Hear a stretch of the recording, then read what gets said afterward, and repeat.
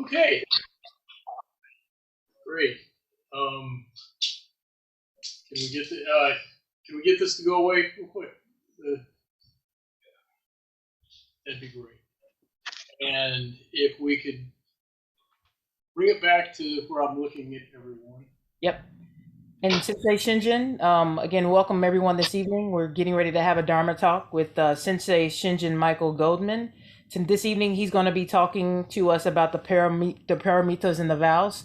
So everyone, please welcome Sensei Shinjin with the Gasho. Good evening, all. All right, good to see everybody. I kind of, when we decided that the theme of the retreat was going to be precepts, I started thinking about what was another way to look at the precepts. What was a different slant?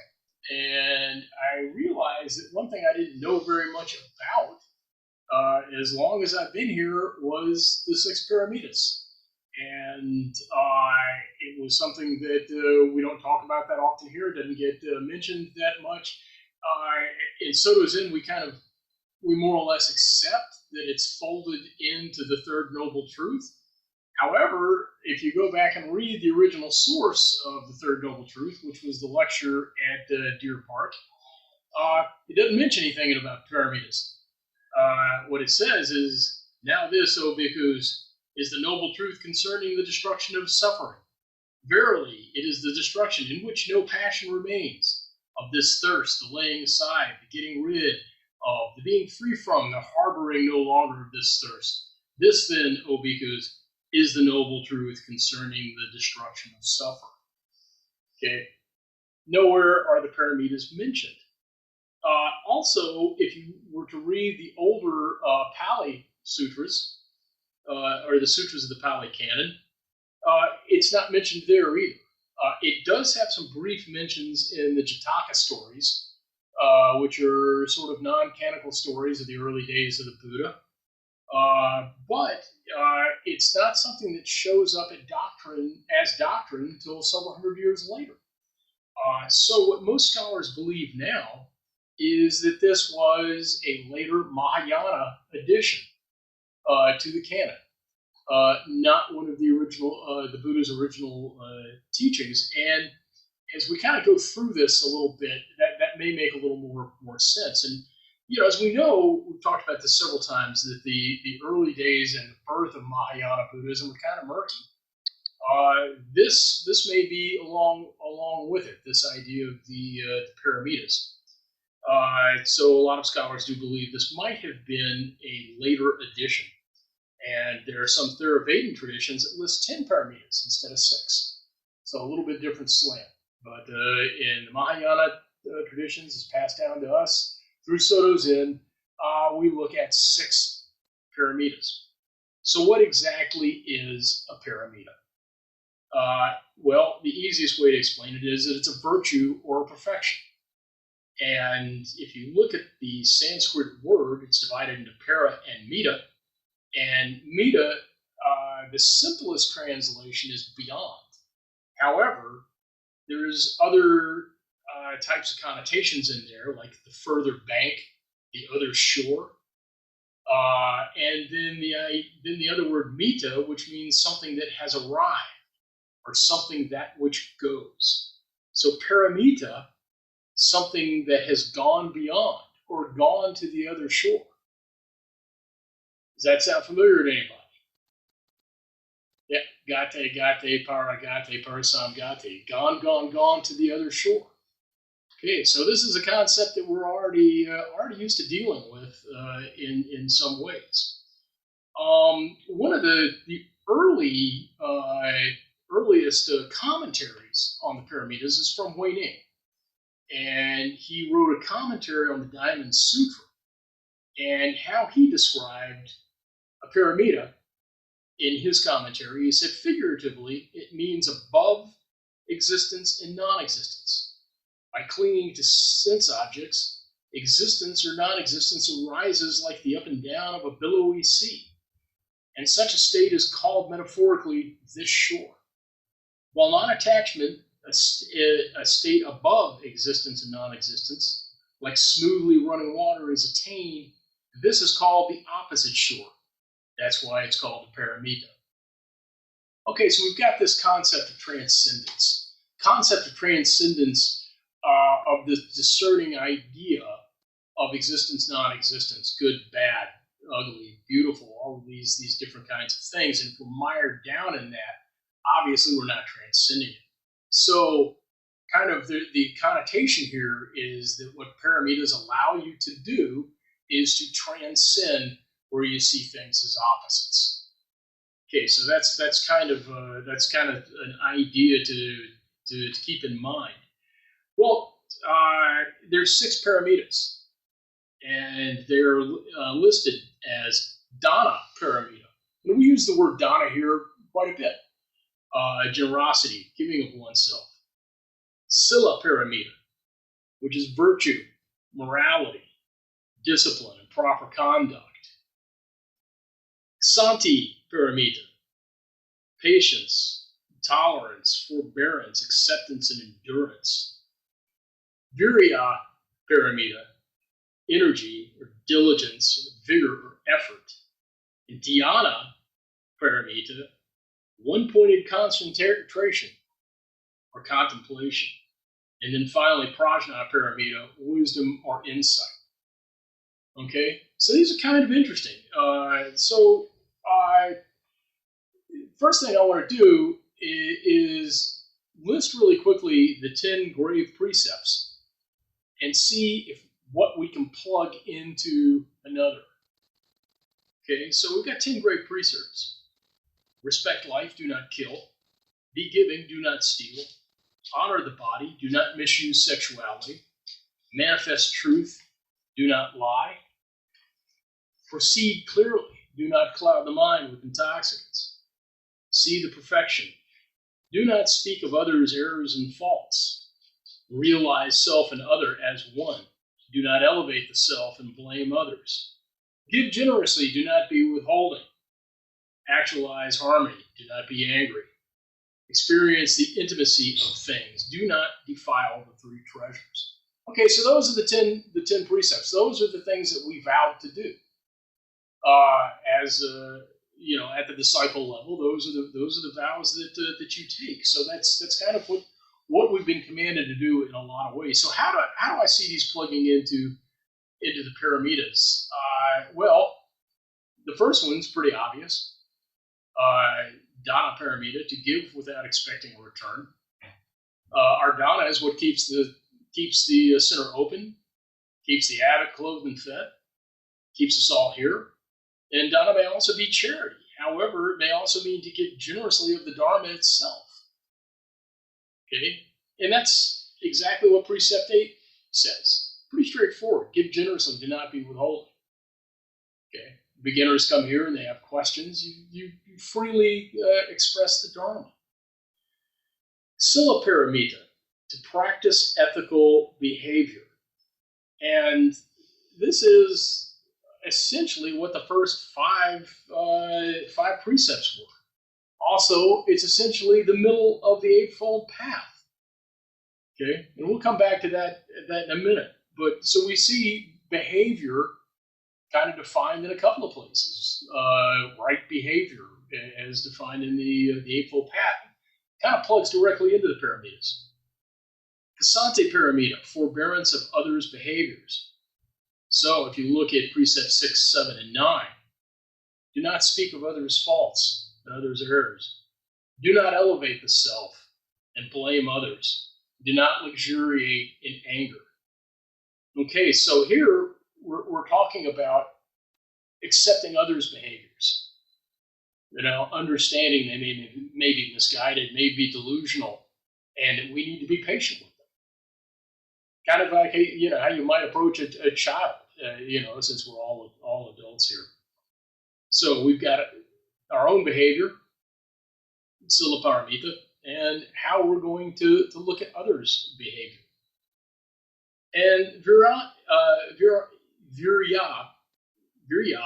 paramita, the most direct translation of this is the state of a strong human.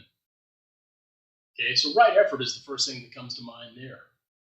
Okay, because constantly being patient with everyone else and constantly behaving the correct way, in the ethical way, is hard work. It's tough to stick with that.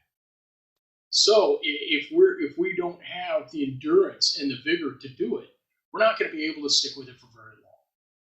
Okay, so that's one of the issues there. So with dhyana paramita, right meditation, and dhyana is Sanskrit for the Pali jhana. Excuse me, that's the other way around. The Chinese Chan and the Japanese Zen. So it's pretty straightforward. So here we have directions, practice meditation. And we all know that meditation will change the functioning and eventually the structure of your own brain. And you get to a point, and this is something that Sahoka talked about at quite a length. Dogen talked about it quite a length. We talked about it at length here. Is that eventually the line between being in here sitting and being out in the world and carrying that with you starts to disintegrate until you are the same in both places. At least we hope. Okay, but we're obviously never going to get there without endurance and vigor. And then the last one, prajna paramita, or wisdom. Let's kind of put that one on a shelf and get to it here in a minute. I think there's some differences with that and the other ones. So some interesting things here. First of all, these describe a state. They don't describe a process. Okay, we're not told do this, don't do that. We're given what the state of perfection looks like. So that's how it's, the first place it's different from the precepts in the Eightfold Path. But what can we say about the order that they're in? Okay, you notice that generosity comes first, but wisdom comes last. So there may be something there to that. And also, since they're states, they're kind of like future states or perfected states. It's kind of meaningless to vow to do one of these things. You can't like vow, I'm going to be more virtuous. You can't vow, I'm gonna be wiser. That's really really hard to do. It's kind of nebulous. Much easier to vow, I'm going to start watching what comes out of my mouth a lot closer because it's affecting other people. So that's kind of one of the places I see them as different as the precepts. And one of the things is if we look at the Eightfold Path, it's interesting. Or one of the things that's always interested me about it is it was given in a specific order, and the order that was taught at Deer Park. The first two are aligning your perspectives with the Dharma.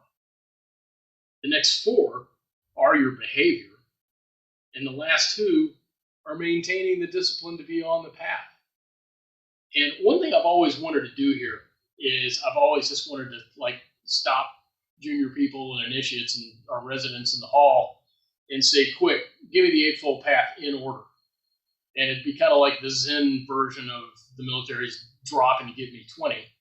And, I'm sure most people they'd be able to rip like 4 or 5 of them off and they'd start getting stuck. And then there'd be one that they couldn't remember and they'd probably come out in all the jumbled order. But I haven't done that, but I think it'd be interesting to do. Because I think that order is important. And I think that this order of the Paramitas, my suspicion, is the same thing. They're in this order for a reason. And we're going to talk about that in a second. The other thing is I think it's interesting to look at everything on the Eightfold Path as a hyperlink. And if you were to hyperlink, click on the hyperlink that says right action, I think that the 10 precepts are what's going to pop up. Because if you notice in the precepts, we have all vowed to do something. We have vowed to do something or vowed not to do something.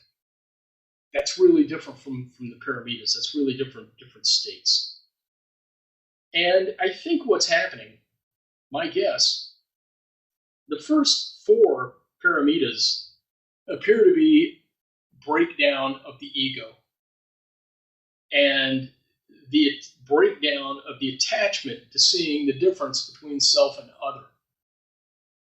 So, if you're going to be generous, if there's not going to be this boundary between you and the other, and you're going to give freely without expecting anything in return, okay, that's I think you can't do that with a huge ego.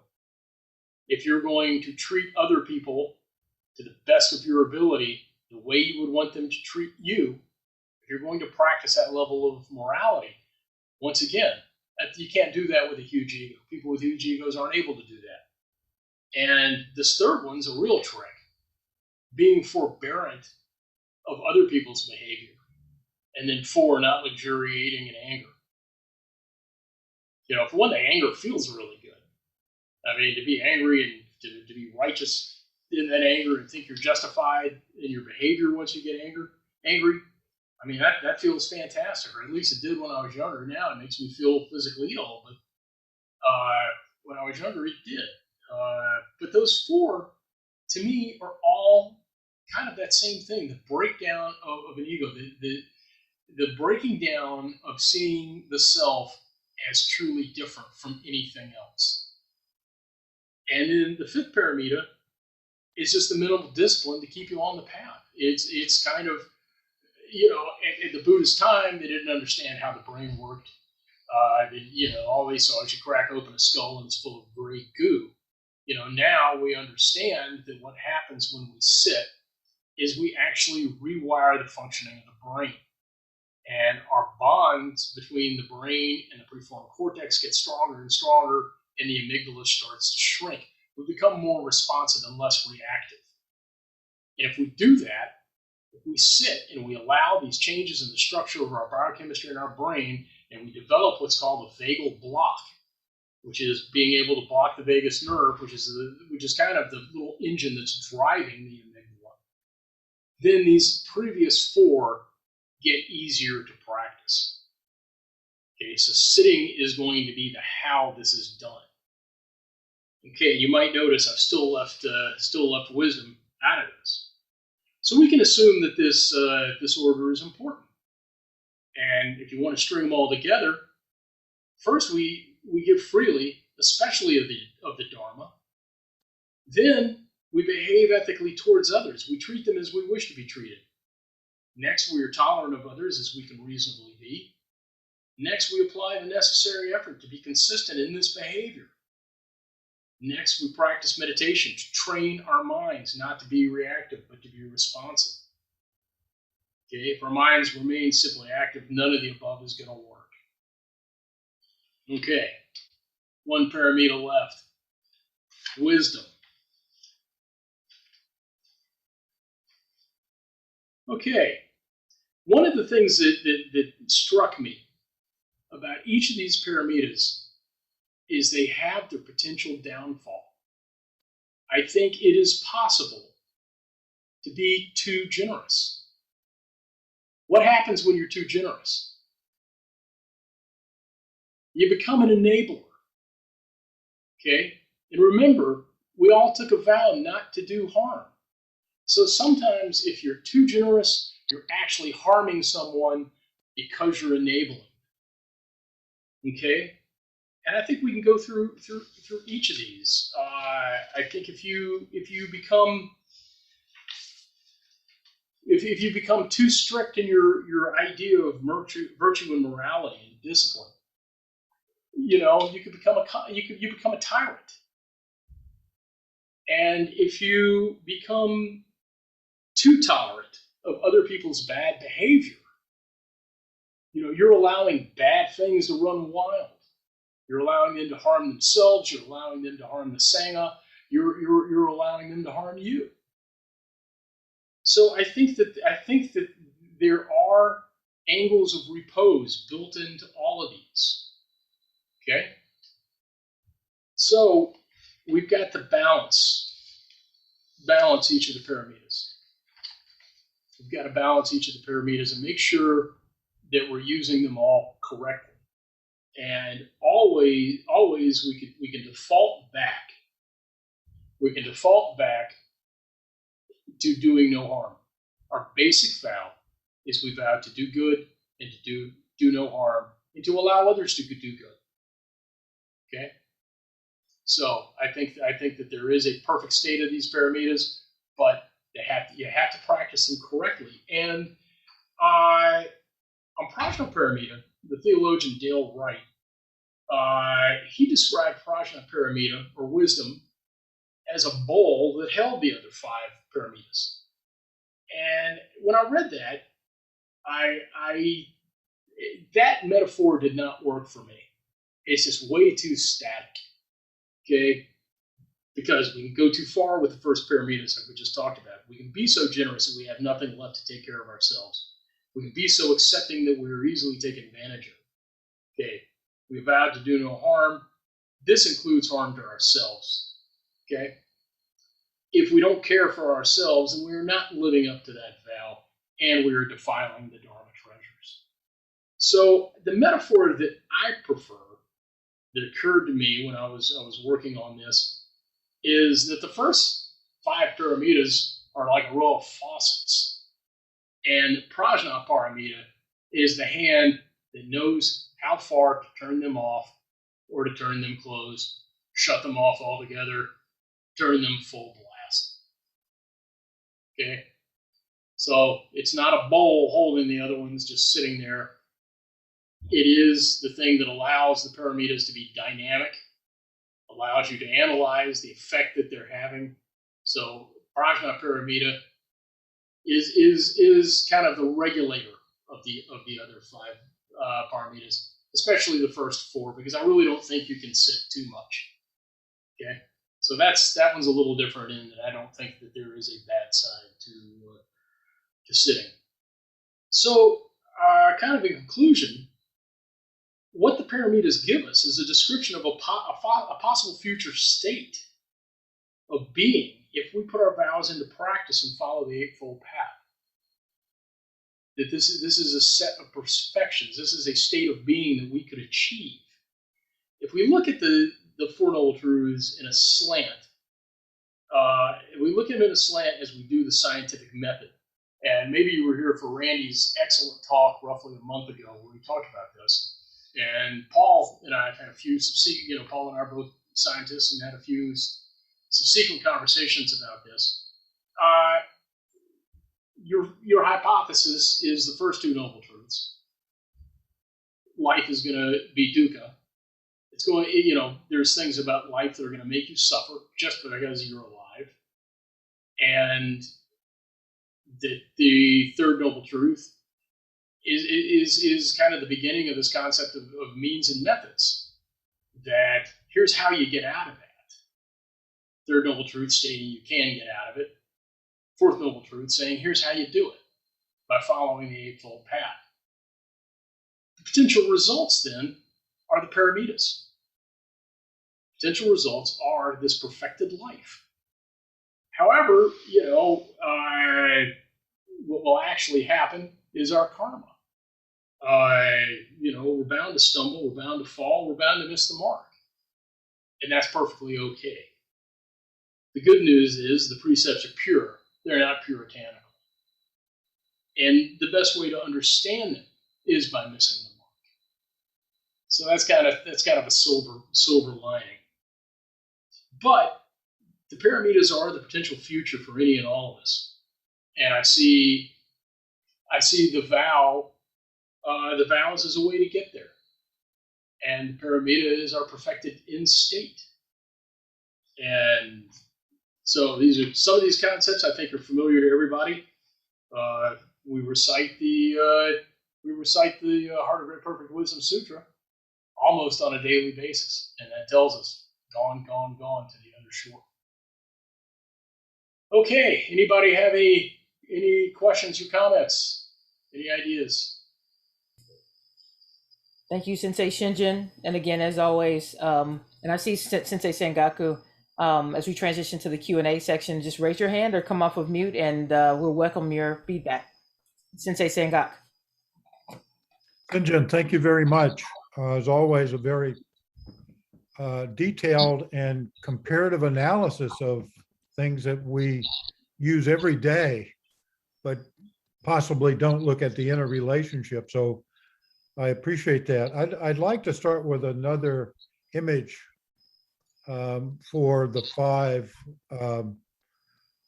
early paramitas and then Prajna paramita, and that is the hand. So you have the five, and then you have the palm. This interconnectedness, essentially, to me, is saying is that the cumulative aspect of what we do in living day to day is the right interaction of all of our different phalanges, or all of our different things that we've learned how to use these things. The other thing I thought was really interesting as you were talking, uh, sometimes we define paramitas as different parts of wisdom. That is dana wisdom. And taking it to a degree also gets to back to the Noble Eightfold Path in terms of right effort. So then that took me back to Sana, the lute player. And the question that you raised was how not to overdo or underdo these things. That is, not to be sidetracked. And the idea of tuning the lute so that you get it just at the right vibration that enables these things to take place. I thought that was quite helpful. And then I think the last one is something either Matsuoka or Hojo, I can't remember who now, but the idea that you can start with any particular Dharma term, and to exhaust that Dharma term, you've got to touch on everything that you've just touched on. That is, one thing leads to another. The interconnectivity is because all of them exist in this flux, or in this atmospheric condition that allows this to happen. And as I listened to you, it was as you were just, painting different pictures with these terms, all of which seemed very vivid and made a good deal of sense. I'd also like to just comment on this from the general standpoint of 12-step programs. The paramitas in relative position to 12-step programs are the promises. That is, if you follow these things, then these things will come true. That is, cause and effect. But I don't think it's exactly that way. Rather, you get glimpses and pieces of these things, insights into them, and they evolve. And as you started off your talk, you said this, when I was looking into vows, it really made me think about paramitas. Yes, yes. When I'm thinking about anger, I have to think about compassion. So I just really do appreciate the way you put this together, sounding a lot of different notes as you did so, and looking forward to looking at this again on the recording to look at some of the more finer points of what you said. So Gasho. Sure. I really appreciate your comments. I love this metaphor of the five fingers and then the palm. That think about how many traditions have you seen something like this? Some kind of mudra. Something with the hand. So maybe an idea that transcends some cultures there. I really like that.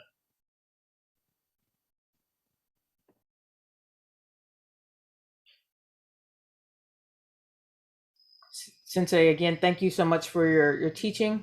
The paramitas I love the paramitas because it always foundationally takes us back to the focus, just like when we do Ryaku Fusat's monthly, just really bringing the view of the vows into real full focus. So for me, just you touching into the paramitas was very helpful. I do wanted to ask you, one of my favorite is vigor, is vigor and effort, as you know. I really lean into that one because when we first approached the practice, it takes a lot of vigor and effort to just show up. So could you speak a little bit further about that too? I know you do your martial arts practice as well. So can you speak a little bit about the effort or vigor that it takes to just show up at times? I think that's really interesting because for myself, probably like a lot of people, it took me roughly a year before I had gotten used to this practice from a physical sense.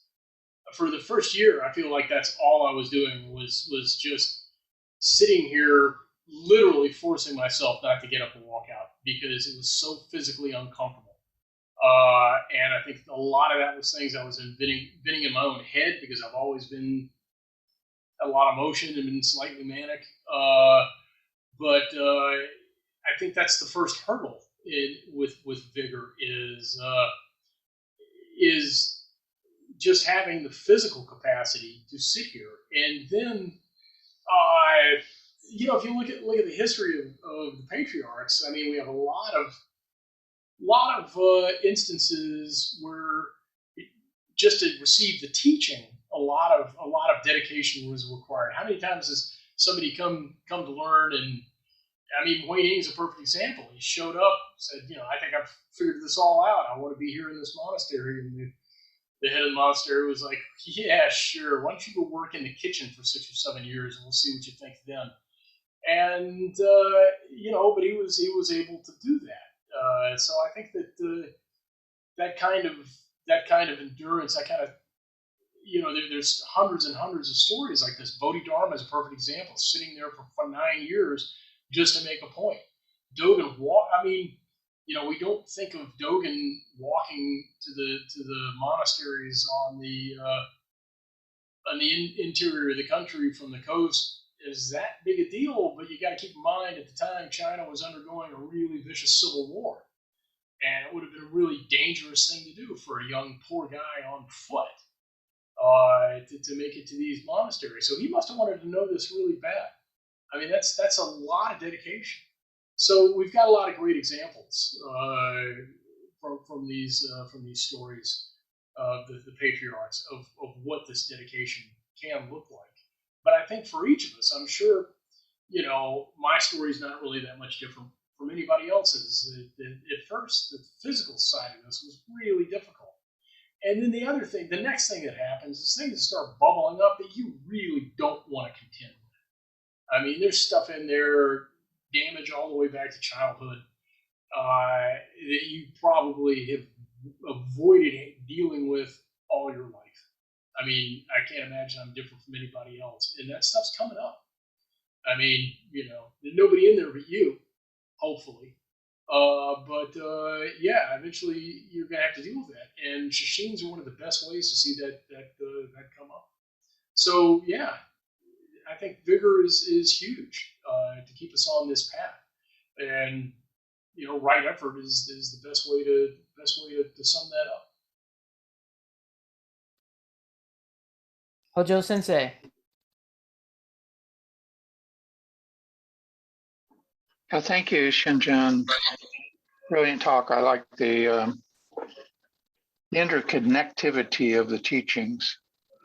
I think is a fruitful area for us to continue to explore.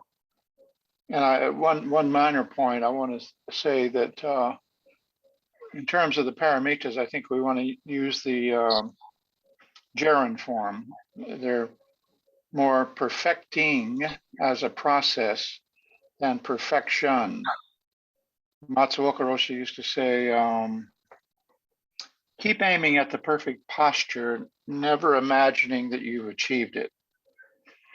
So you could think of that as posture paramita, right? You're perfecting the posture, but you never imagine that you've accomplished perfection.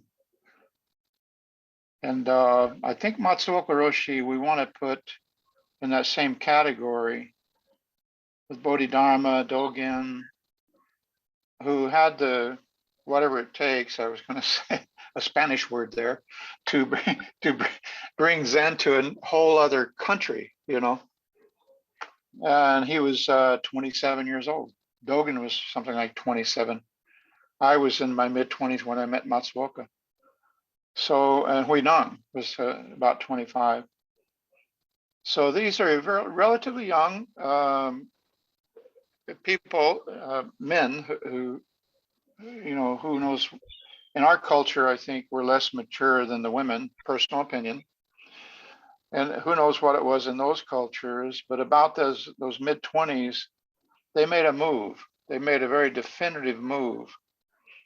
And in the case of Matsuoka, Bodhidharma, Dogen, I think they're in a special class because they made the journey to go to a totally alien nation, try to learn and teach in a foreign language. For Dogen, he was trained in Chinese, so it wasn't quite that.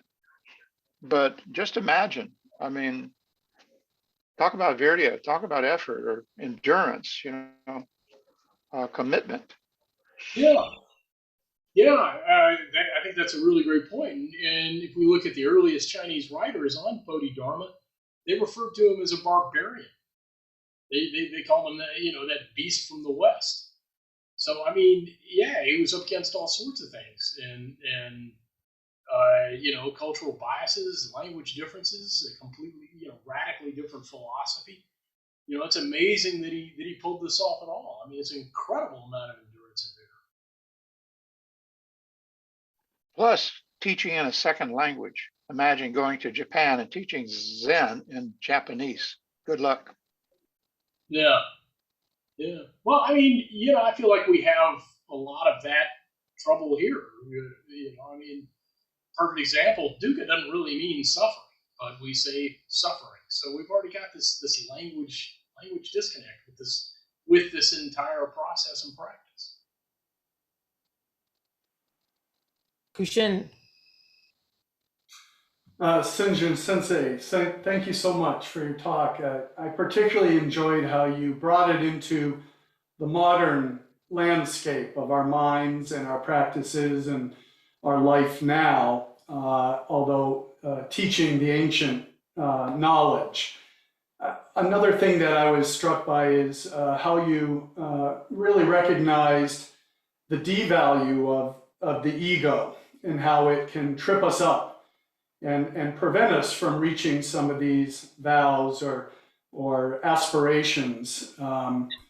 Just to roughly paraphrase Dogen, what it reminded me of when you were talking is this notion of to study the self is to know the self, to know the self is to lose the self. And I heard you talk a lot about that without using those words, but we talked earlier about getting out of one's way, one's own way, to be able to drop your mind, which is confusing all things, and not allowing you to see the virtue of the vows and the practice in the path to realize them. I suspect with your training in martial arts, one of the first things you needed to learn, much like sitting zazen, is to stop thinking about it, to get to a point where you trust the innate capacity of yourself or your innate wisdom. And I wondered if you'd maybe just talk a little bit about that aspect. Gotcha. Yeah, I think that, yeah, there's a couple of ways to look at that. For one, you drill technique so many times that you don't really have to think about it when you do it. The same way that the more we sit here, that when we get out in the world and something goes slightly awry, that's the mindset we can stay in and respond to the problems with rational solutions as opposed to just react. So yeah, it's a lot like sitting. It's that repetitive of martial arts are training the body and the mind, and here we're training the body and the mind just slightly differently. But yeah, I consider them really two aspects of the same thing.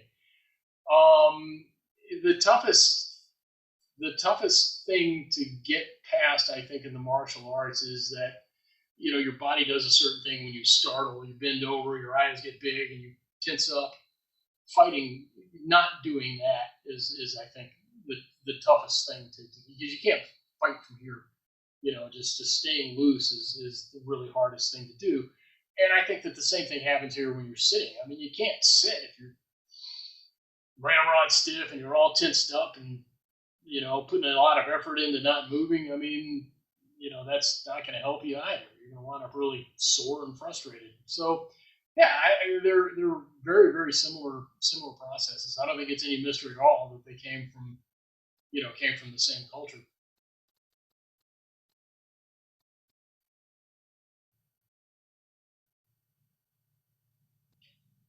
But I don't think it's that culturally biased. I mean, you take a really high level guy that's trained in American boxing, and he's probably the most relaxed guy you'll ever meet.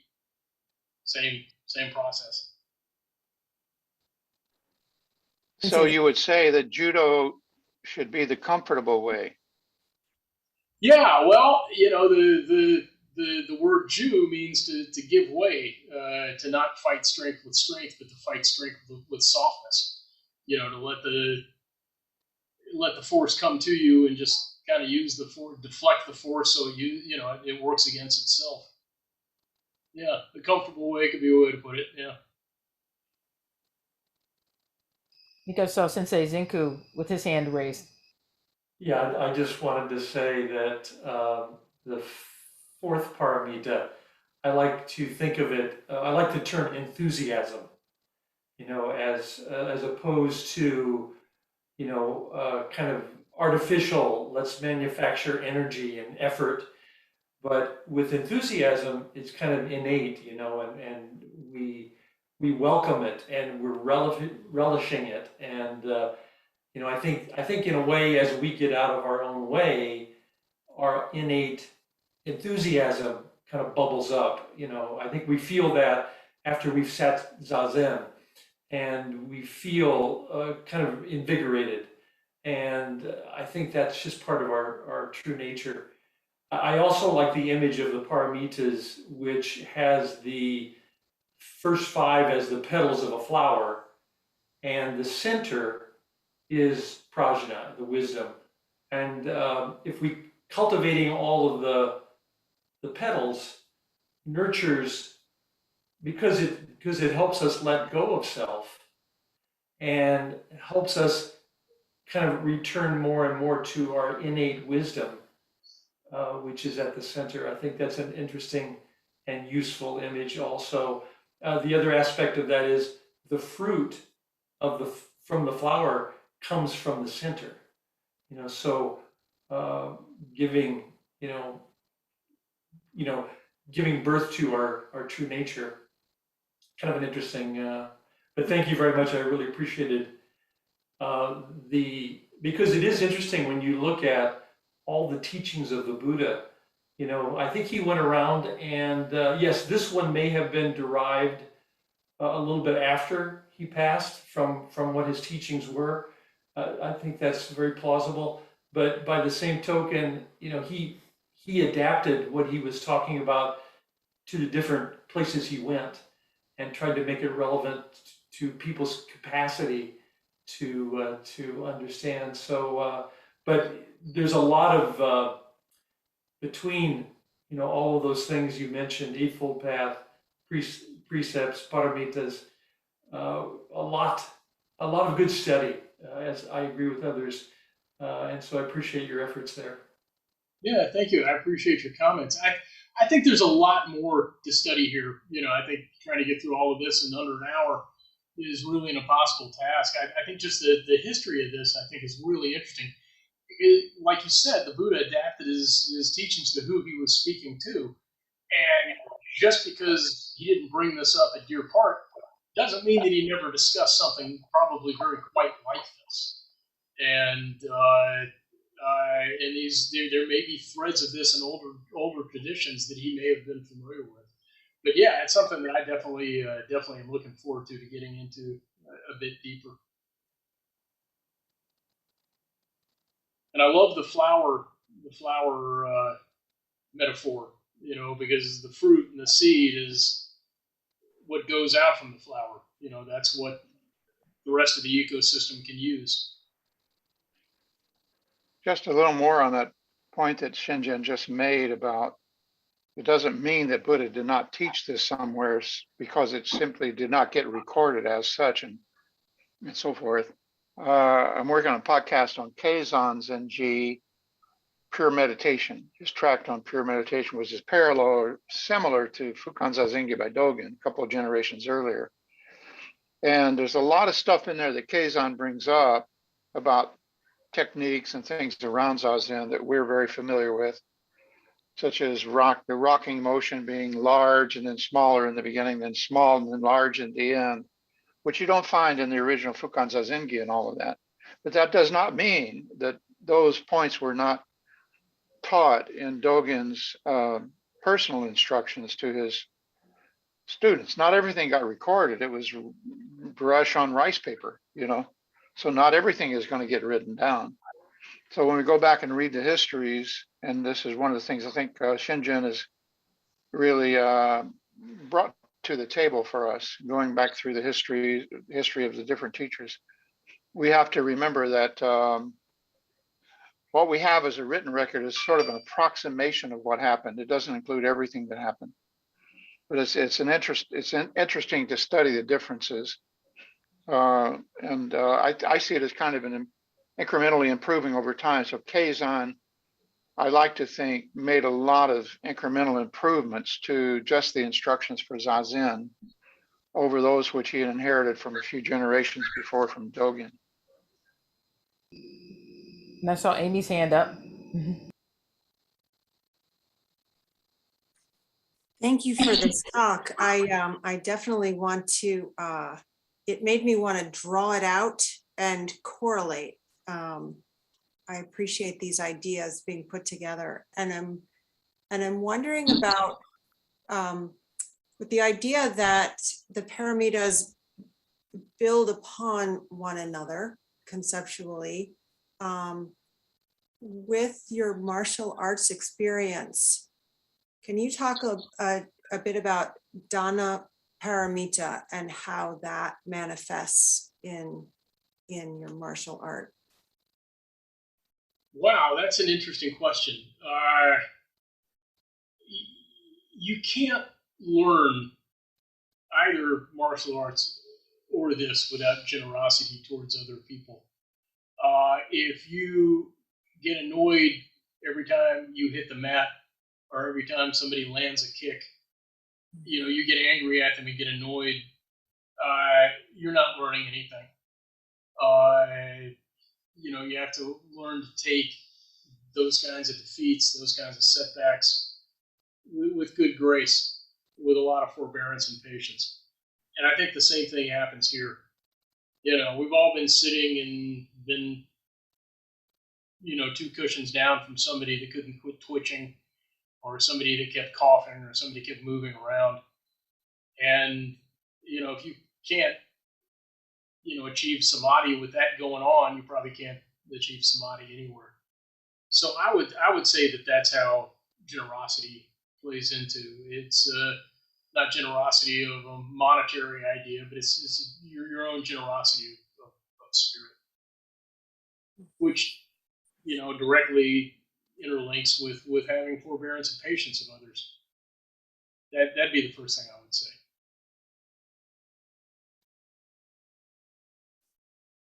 Joe and then Mokyo.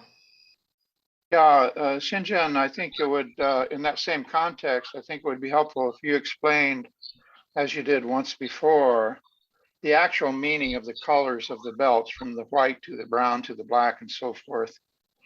Yeah. You gave us a totally different take on that, which I think ties into generosity. Right. With the colors of the belts, they loosely correlate to levels of expertise.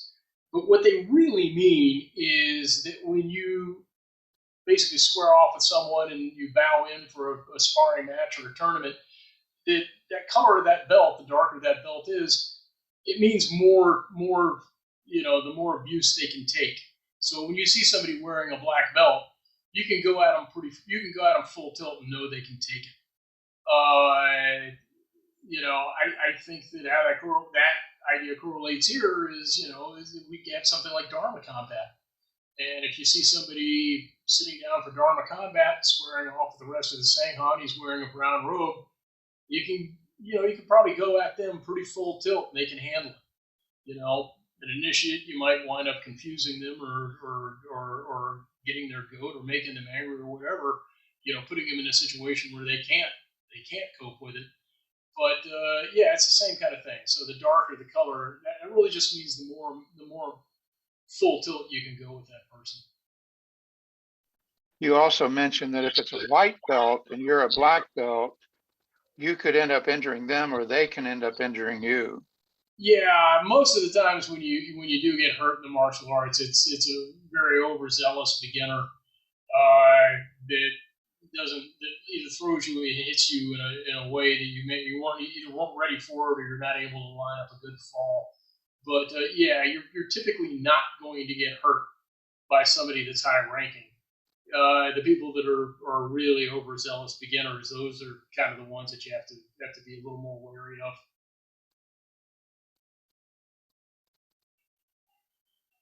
Tokyo. Good evening, everyone. Thank you, Shinjin. It's always wonderful to be reminded of these things, and I have to admit, I had to look them all up and write them down as you were talking because I couldn't hold them all in my head. So I appreciate your ability to do that and to name them by number. That's I had notes. Don't impressed. Impressed. But what comes to mind for me during your talk is upaya, skillful means, and the fact that they have extremes. There can be extremes of each one. So that's, it's always, how do I do this skillfully? How do I do this with no harm? That's what comes to mind for me. And, I fail miserably at living them. So I have to reflect. Zazen helps me do that. And I have the ability to make amends when I hurt someone. Go ahead. If you've got the ability to make amends when you hurt someone and you're aware of the fact that you have hurt them, you're not failing miserably. You're doing very well. That level of mindfulness is exactly what we're striving for. There's no way to not hurt other people. There is no way to not hurt the people around us. But the difference is, if we're mindful of the fact that we've done it and we put the effort into making the amends, that's the difference between being delusional and not being delusional, to me. I just want to say, I used to take Aikido, and I remember how hard it was to just learn how to fall, surrender to that energy of, okay, I'm going down and I'm curling over. But thank you so much. That's the toughest part, yeah.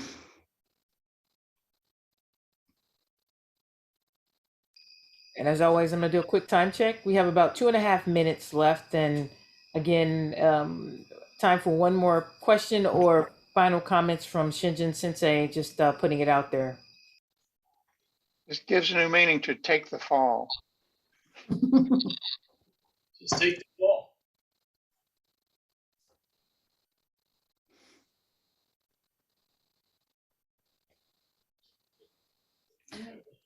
Yeah, go ahead. You're on mute, Mokyo.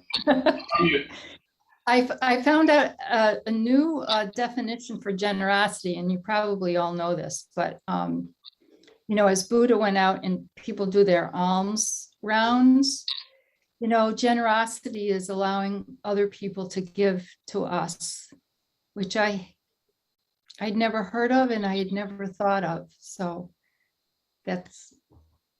generosity is an amazing thing. It is, yeah.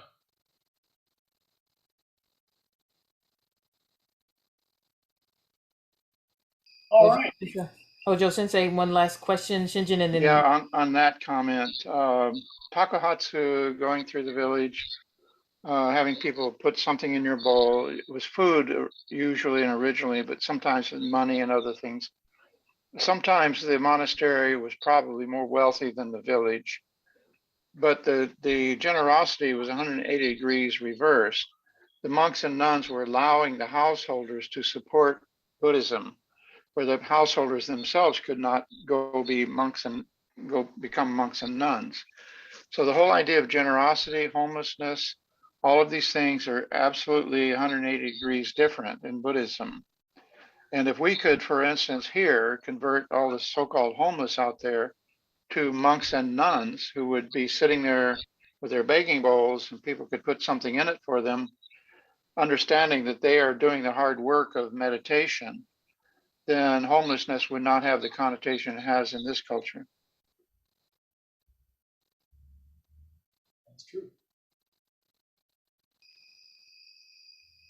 Gotcha. And again, Shinjin Sensei, thank you so much for your wisdom, your teaching, and your presence as always. It's always a pleasure to hear you speak. Do you have any final comments? And then if you could lead us in the closing Dharma verse. I'm just really happy everyone was here. It was really gratifying to be able to speak and to have such great comments and questions. It's actually a lot of fun, and this was a lot of fun to research. So I think we've got some really great talks coming up for the rest of the retreat, so I hope everyone's able to participate and join those as well. Gotcha, Sensei. Thank you.